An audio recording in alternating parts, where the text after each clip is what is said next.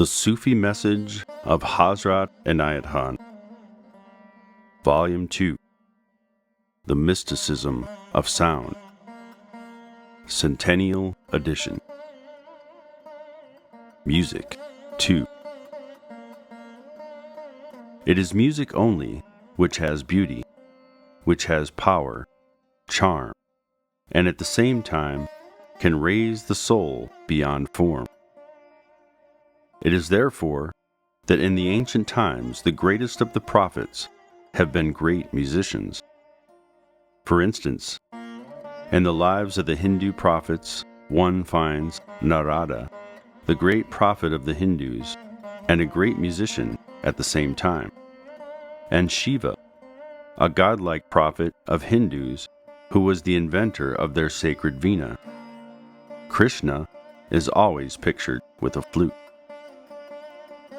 There is a well-known legend of the life of Moses, a legend which says how Moses heard a divine command on Mount Sinai in words, Musake, Moses heard, or Moses pondered. And this revelation that came to him was of tone and rhythm, and he called it by the same name, Musaki. And the words such as music and musiki have come from that word. David, whose song and whose voice had been known for ages, gave his message to the world in the form of music. Orpheus, of the Greek legends, the knower of the mystery of tone and of rhythm, had, by the knowledge of time and rhythm, power over the hidden forces of nature. The goddess of learning and of knowing among Hindus, whose name is Saraswati, is always pictured with the veena. And what does it suggest?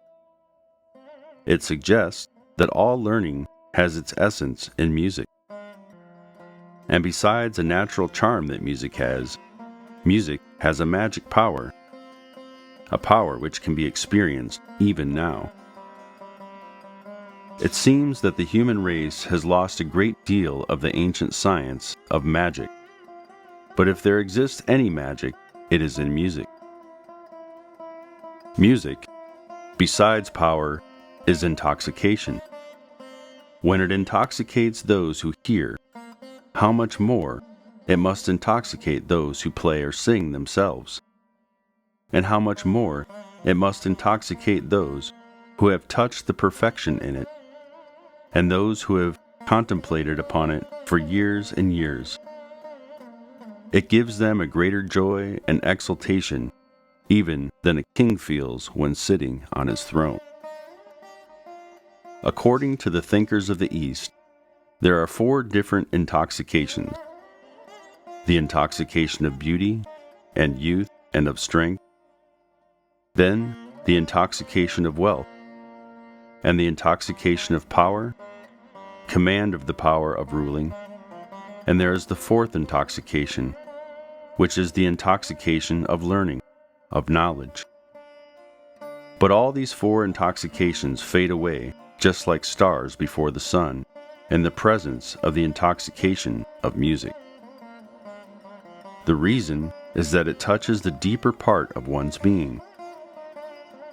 Music reaches further than any other impression one gets from the external world can reach.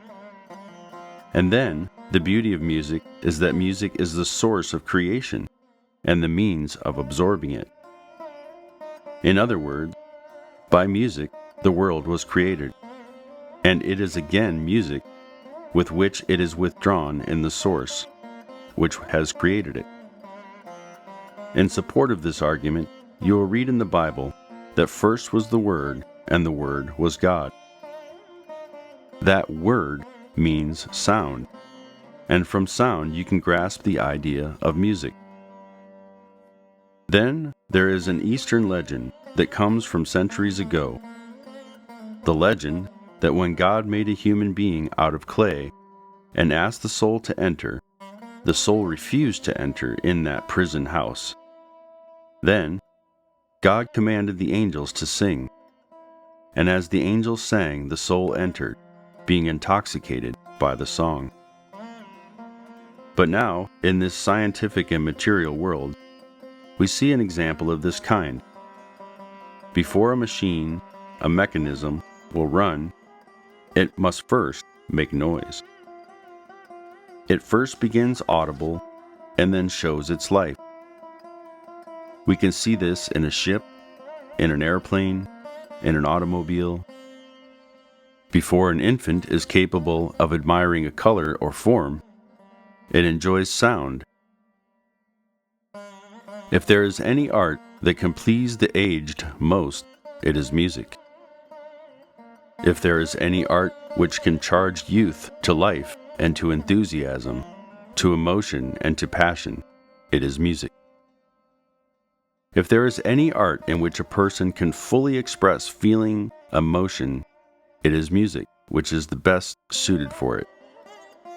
At the same time, it is something that gives that force and that power of activity which makes the soldiers march with the beats of the drums and the sound of the trumpet. In the traditions of the past, it was said that on the last day there will be the sound of the trumpets before the end of the world. This shows that music is connected with the beginning of creation, with its continuity, and with its end. The mystics of all ages have loved music most.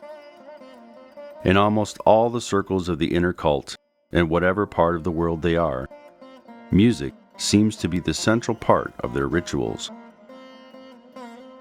And with those who attain to that perfect peace which is called nirvana, or in the language of the Hindus it is called samadhi, it is most easily done by music. Therefore, Sufis, especially those of the Chishtiya school of the ancient times, have taken music as a source of their meditation, and by so meditating, they derive much more benefit than those who meditate without the help of music.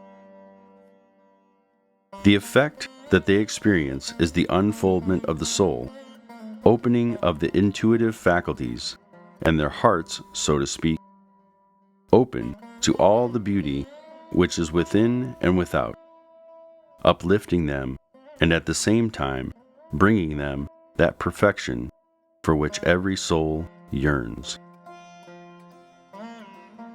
Question: the meaning of Chishtiya. Answer: there are two meanings which come to my mind of this word. This, or as far as I remember, comes from the Caucasian part of the world, and in the language of Russians means pure, clear, and therefore the work of the inner cult that the Sufi does is purifying the self from the element that is foreign to the soul. That is why the word Sufi is adopted, which means pure. Well, the other meaning which occurs to me is it has come from the word Chishtiya, for which it is an order which has retained not only the teachings of Christ as a tradition or a scripture, but as a practice in life. And their principle has been that whatever religion may be in the country where they live the life that Christ lived. In other words, the imitation of Christ is the moral principle of Chistis.